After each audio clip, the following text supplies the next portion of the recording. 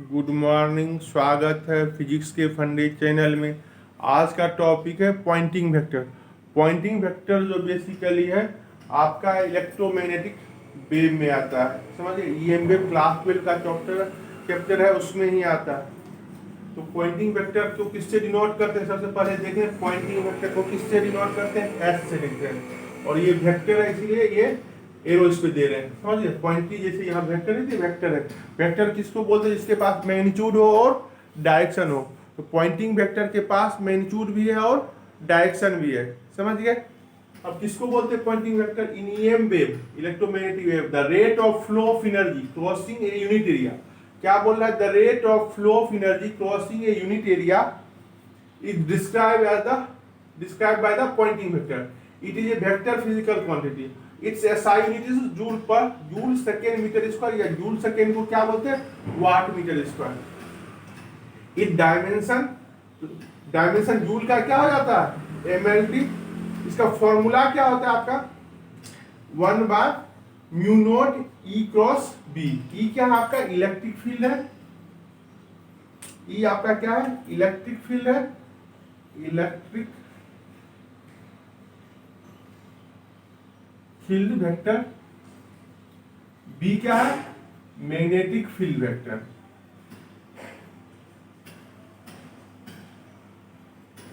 जैसा कि डिफिनेशन में बताया कि पॉइंटिंग वेक्टर क्या?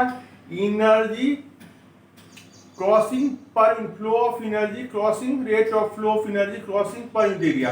Rate means time, energy per unit area, energy per unit area per unit time, rate of flow of energy crossing ये unit area. Means क्या? Energy per unit area per unit time, यही आपका Poynting vector है। ये क्या हो जाएगा? Energy per unit time को क्या बोलते हैं? पावर बोलते हैं। एनर्जी पर यूनिट टाइम को क्या बोलते हैं? पावर बाय एरिया भी बोल सकते हैं। Power by area. अगर पावर बाय एरिया यहां से देखें तो क्या आपको होगा? पावर बाय एरिया अगर हम देखें तो यहां से आपको क्या होगा? इसका यूनिट बोलेंगे तो energy joule metre square second. Energy का जूल होता है मीटर स्क्वायर, एरिया का होता है टाइम का सेकेंड, इसीलिए लिखे जूल मीटर स्क्वायर सेकेंड या जूल पर सेकेंड। पावर का क्या हो जाएगा? वाट, एरिया का मीटर, इसलिए वाट मीटर स्क्वायर, इसलिए ऐसा यूनिट हो गया। ये पॉइंटिंग वेक्टर और इंटेंसिटी दोनों का फॉर्मूला क्या होता है? अगर इसको मिटा बाद में बात करते हैं इस पर।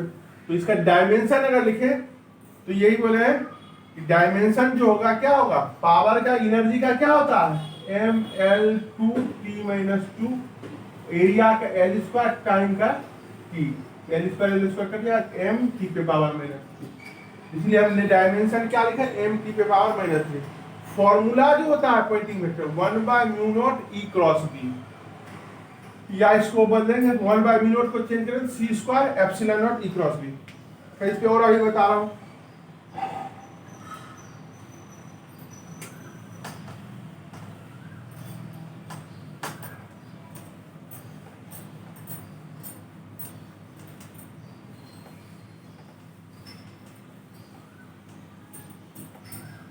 तो पॉइंटिंग वेक्टर बेसिकली जो होता है, आपको जो बताया, energy per unit area per unit time. इसीलिए पॉइंटिंग वेक्टर को हम बोल सकते हैं इंटेंसिटी भी है, मैग्नीट्यूड वाइज, समझिए। पॉइंटिंग वेक्टर और इंटेंसिटी में अगर देखें तो यूनिट और मैग्नीट्यूड या डायमेंशन दोनों सेम ही होगा। इसका भी या तो जूल सेकेंड मीटर स्क्वायर या बोल सकते हैं वाट मीटर स्क्वायर। और डायमेंशन क्या हो? एम टी पे पावर -3। क्या है? इंटेंसिटी बोलो या पॉइंटिंग वेक्टर बोलो, इसीलिए वहां पे लिखा इंटेंसिटी, समझ गए। इसका यूनिट ऐसा यूनिट जो होगा, ऐसा यूनिट ऑफ पॉइंटिंग वेक्टर और इंटेंसिटी, समझ गए। ऐसा यूनिट ऑफ पॉइंटिंग वेक्टर और intensity. Intensity is intensity is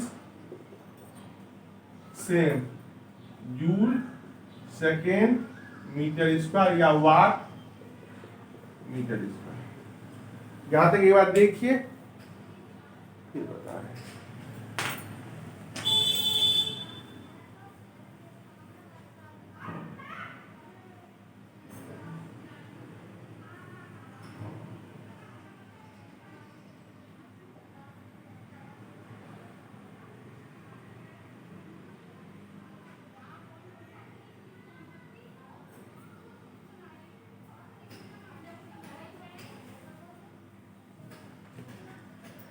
इसमें आपको कोई दिक्कत तो नहीं हुआ होगा। अब दूसरा फॉर्मूला पे बात करते हैं कि पॉइंटिंग वेक्टर का फॉर्मूला। पॉइंटिंग वेक्टर का जो फॉर्मूला होता है क्या होता है आपका, ये होता है S बराबर 1/μ0 E क्रॉस बी, यही होता है E क्रॉस बी, ये फॉर्मूला होता है। अगर इसको देखो तो यहाँ स्पीड ऑफ लाइट को क्या लिखते हैं, 1/μ0 एप्सिलॉन नॉट लिख सकते हैं। यहां से हम लिख सकते हैं 1/c इंटू एप्सिलॉन नॉट, क्योंकि इसको हम ऐसे भी लिख सकते हैं c 1/μ0 1/एप्सिलॉन नॉट। इसको इधर ले आए 1/μ0, यहां से क्या होगा c स्क्वायर, स्क्वायर कर दोनों side, square both side, square both side, क्या होगा c स्क्वायर एप्सिलॉन बराबर 1/μ0। इस फॉर्मूले को यहां से 1/μ0 की जगह ये c स्क्वायर एप्सिलॉन नॉट लिख सकते हैं, 1/c square epsilon not E cross B. क्यों हम ऐसा लिखे, क्यों हमें पता है स्पीड ऑफ लाइट जो होता है 1/√, ये क्या c क्या है आपका, स्पीड ऑफ लाइट है, समझ गए। सी क्या है आपका, स्पीड ऑफ लाइट है। स्पीड ऑफ लाइट को परमिएबिलिटी और परमिटिविटी के टर्म में लिख सकते हैं, हमने इस तरह से लिख दिया, ये फॉर्मूला हो गया, ये आपका हो गया फॉर्मूला। ये आप याद रखना, ये दो फॉर्म। अब आते हैं ईएम वेव में। ईएम वेव में क्या होता है, ईएम वेव इलेक्ट्रिक फील्ड और magnetic field both are perpendicular to, mutually perpendicular. Electric field और मैग्नेटिक फील्ड क्या होता है, एक दूसरे के परपेंडिकुलर होता है। अगर आपको याद होगा इस तरह से होता है इलेक्ट्रिक फील्ड, मान लो ये एक्स है, ये वाई है और ये जेड प्लेन है। इस प्लेन में आपका इलेक्ट्रिक फील्ड अगर ऐसे जा रहा है तो मैग्नेटिक फील्ड कैसे जा रहा होगा, जैसे इलेक्ट्रिक फील्ड ऐसे जा रहा है तो मैग्नेटिक फील्ड इस तरह से जा रहा है, ऐसे इस प्लेन में। इलेक्ट्रिक फील्ड ऐसे ऐसे जा रहा है तो मैग्नेटिक फील्ड ऐसे ऐसे करके जा रहा है। आप इसको अगर देखना चाहें, ये रेड वाला मैग्नेटिक फील्ड का इस प्लेन में जा रहा है, ऐसे ऐसे ऐसे ऐसे। ये दोनों क्या है, म्यूचुअली परपेंडिकुलर। दोनों के बीच में एंगल क्या हो जाएगा आपका, theta. Angle between electric field and magnetic field क्या होगा, 90 डिग्री होगा। एंगल बिटवीन जो है, angle between electric field and magnetic field is 90 degree. अगर यहां सिर्फ इसका मैग्नीट्यूड लिखे तो क्या होगा, 1/μ0 E का मैग्नीट्यूड, B का मैग्नीट्यूड और साइन 90।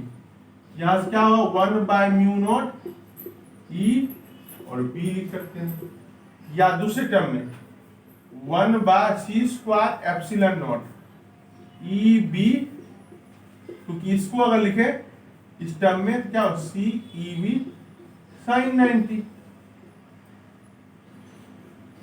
यहां से क्या हो, c square epsilon not EB। ये कब लिखेंगे, जब s को इस तरह से लिखेंगे 1/μ0 ई क्रॉस बी। ये कब लिखेंगे? जब एस को हम किसके टर्म में, C square epsilon not E cross B के टर्म में लिखेंगे। समझ गए? तो यहां तक आपका हो गया ये पार्ट।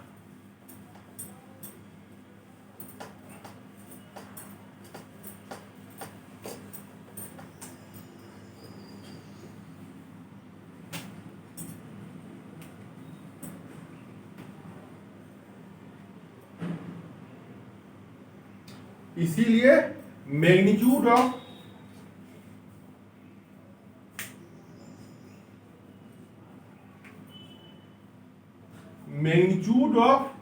इलेक्ट्रिक फील्ड अगर लिखे, sorry magnitude of Poynting vector, magnitude of Poynting vector, तो आपको लिखना होगा 1/μ0 ई बी, या ऐसे भी लिख सकते हैं, जो भी लिखो, और या सी स्क्वायर एप्सिलॉन नॉट ई और बी। दूसरा आपको करना है,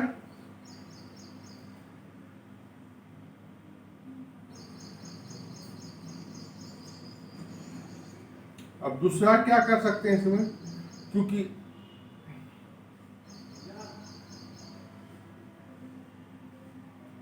the electric field, the direction of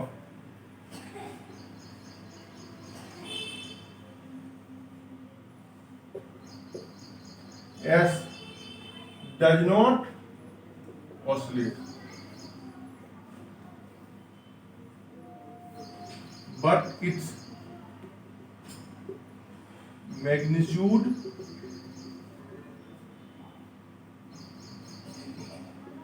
varies between 0 to 0 and maximum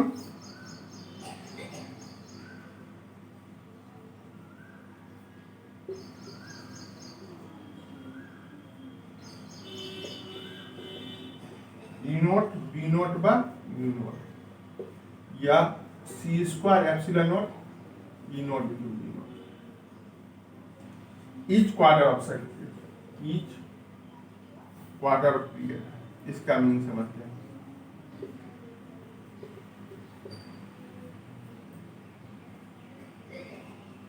देखो क्या होता है कि आप अगर S को लिखोगे,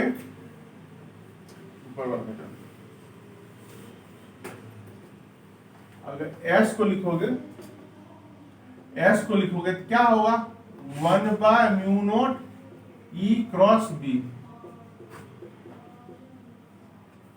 ई बी साइन थीटा, सिर्फ मैग्नीट्यूड की बात करें और डायरेक्शन, तो किस पे डिपेंड कर रहा है, थीटा पे। थीटा का मिनिमम वैल्यू क्या होगा, 0, और मैक्सिमम अगर देखें साइन थीटा का मिनिमम वैल्यू क्या होगा, 0, और मैक्सिमम वैल्यू क्या होगा 1, इसीलिए हमने यहां लिखा। या इसको इस तरह से भी लिखोगे, C square epsilon E cross B, यहां से क्या, C square epsilon not E mod B sine theta N cap. यहां इससे लिखो या इससे, इसलिए हमने ये लिखा है या ये, यहां से आपको जो होगा, और ई का क्या वैल्यू होता है, अगर इसको वेक्टर फॉर्म में ऑसिलेटिंग पे, इसको बोलते हैं oscillating electric, E not sine omega t minus के एक्स। और ई वाई को क्या लिख सकते हैं, सॉरी बी को लिख सकते हैं बी वाई, बी को लिख सकते हैं B naught sine omega t minus k y. समझ गए? तो ये आपका इसका मैक्सिमम वैल्यू नॉट, और ई का मैक्सिमम वैल्यू क्या, ई नॉट, और बी का भी नॉट, इसलिए हमने यहाँ पे ई नॉट बी नॉट लिखा है। समझ गए? Direction of S does not oscillate but its magnitude varies, क्योंकि ये तो ऑसिलेटिंग, इसको ये जो आपका है ये क्या है, ऑसिलेटिंग इलेक्ट्रिक फील्ड है, ये आपका जो है, क्योंकि ये क्या है, साइन पे डिपेंड कर रहा है, इसलिए किसको बोलते हैं, oscillating electric field.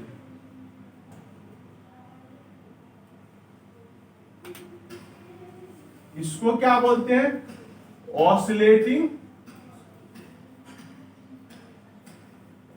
Oscillating magnetic field.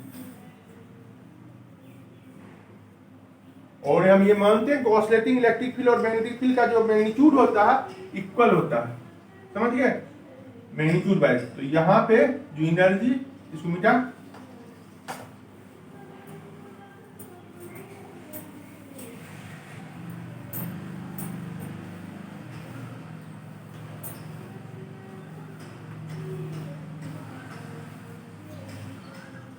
अब यहां से क्या, average point, average value of Poynting vector, average value of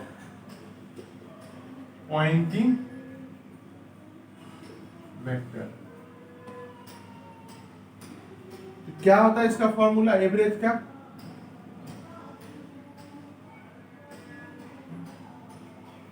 one by two mu not E B, या यहाँ ये नहीं अभी E bar, the direction of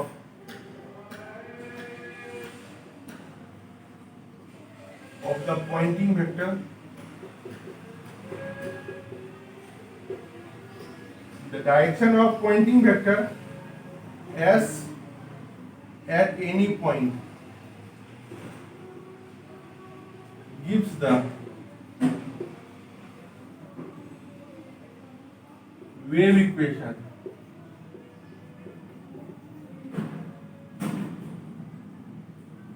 wave direction, the propagation of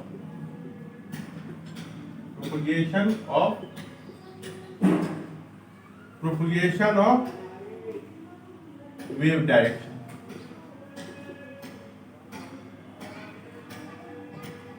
of energy transport the point।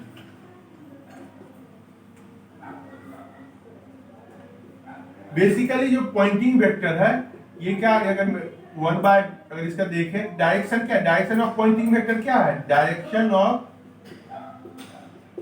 Poynting vector क्या है आपका,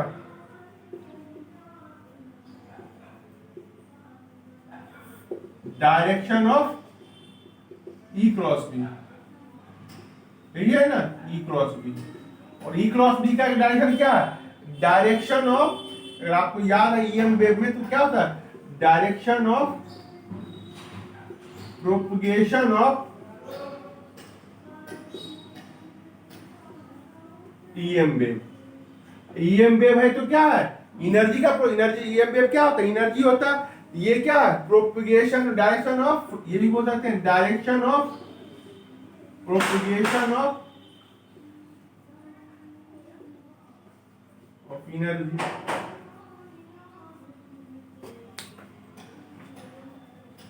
direction of propagation of energy यही है कि ये जो आपको लाइन बताया, direction of the Poynting vector S at any point is the direction of propagation of wave.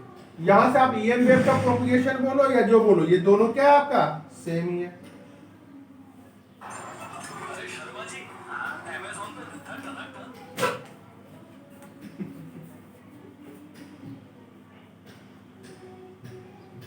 तो ये भी आपका हो गया।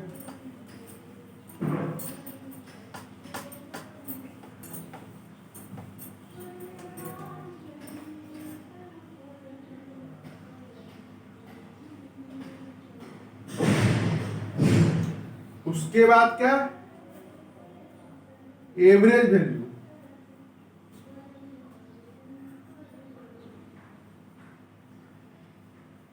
अब यहां से क्या, एवरेज,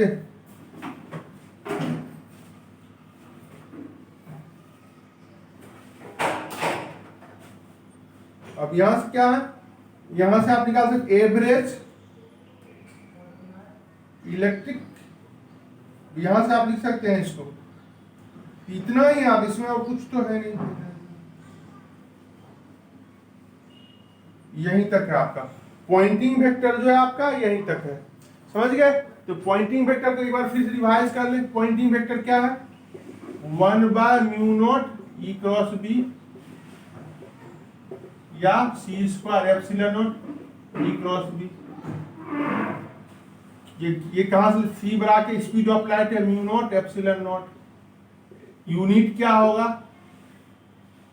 यूनिट जो इसका होगा पॉइंटिंग वेक्टर का, वही इंटेंसिटी का होगा। वो क्या होगा? जूल मीटर स्क्वायर सेकेंड, या बोल सकते हैं वाट मीटर स्क्वायर सेकेंड। तीसरा क्या हो सकता है आपका? डायमेंशन की बात करें क्या? m⁻³ और ये क्या है? वेक्टर है। पॉइंटिंग वेक्टर का वही डायरेक्शन होगा जो आपका direction of propagation of energy है, या डायरेक्ट किसी भी पॉइंट पे, या direction of propagation of wave है, क्योंकि वेव का प्रोपगेशन मींस एनर्जी का प्रोपगेशन, समझ गए? या direction of propagation of EM wave.